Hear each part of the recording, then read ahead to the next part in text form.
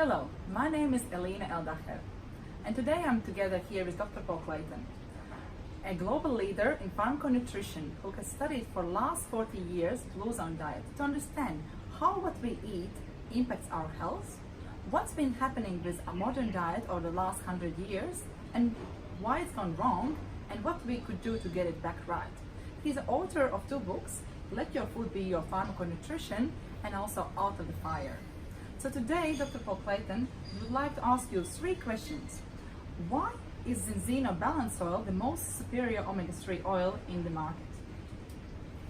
It's not exactly an omega-3 oil. And in fact, omega-3 oils, most fish oils on the market now don't really work. We know that. All the trials show that they don't.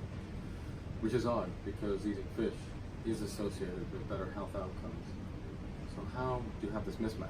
I think it's an interesting area to explore, and I'm pretty certain that the reason why these sets of data don't fit is because fish, and particularly oily fish, contain things that you don't find in fish oil. So when industry makes fish oil, they just pull out the omega-3s and then they add vitamin E. This is not how it should be. That's not what you find in nature. In nature, you never find the omega-3, the long-chain omega-3s, without lipid-soluble polyphenols called fluorotenins. They're very important. They act as chaperones for the omega-3s through the marine ecosystem. And when we eat fish through the bodies, they carry the omega-3s to the tissues in a way that vitamin E doesn't. So the issue with balance oil is that it's got these polyphenols in it, which we take from olive.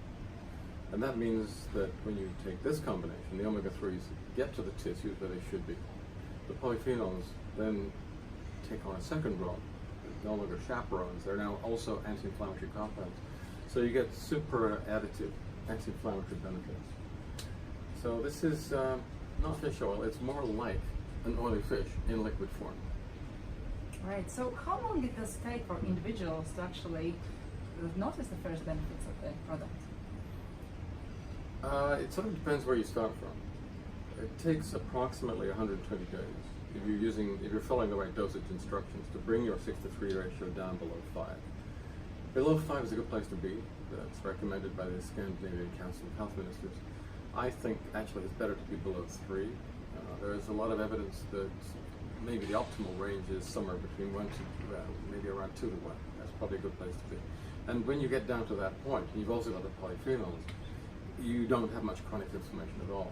And from what we've seen in some of the blue zones, when you get down to that point, there's really not very much chronic degenerative disease. There still is some, a small amount, which is probably driven by genetic factors. But most cases, the majority of the cases that we see today, appear to be preventable, and this appears to be the way to prevent them.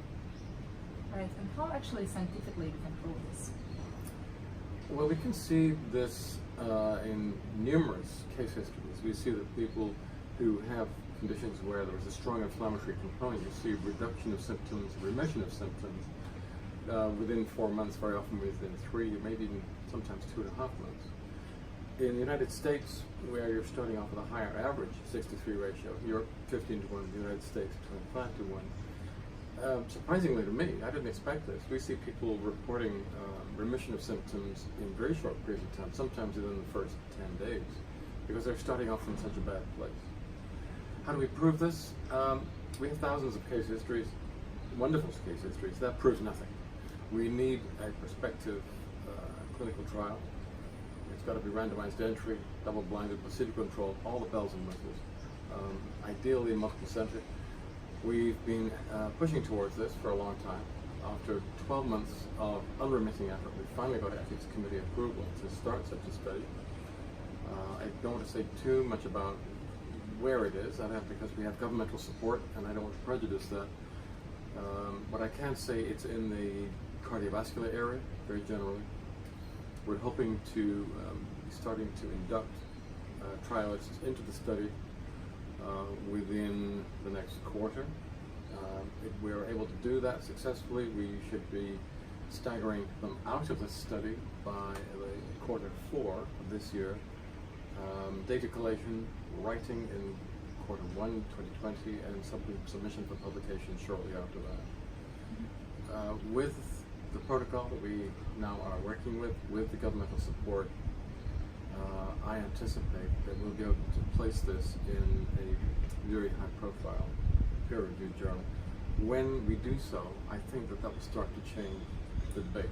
And the medical profession, who are skeptical and conservative, as they should be, once they are given that level of evidence, the evidence that I believe this trial will generate, I think we'll then see them starting in increasing numbers to work together with us very closely. We're seeing that already. I mean, doctors are joining us in every country where we're active because they see the results in their patients. But to achieve a more systematic form of collaboration with the medical profession, to integrate what we do with what they do, will require a higher level of evidence, and that is what we're working on now. Fantastic. So, but how individuals could actually test their own balance? Well, you can do that yourself. It's quite easy. There's a validated and certificated laboratory called BTES Labs at the University of Oslo campus. They're very high, well thought up. They do work for the WHO and a lot of other people like that.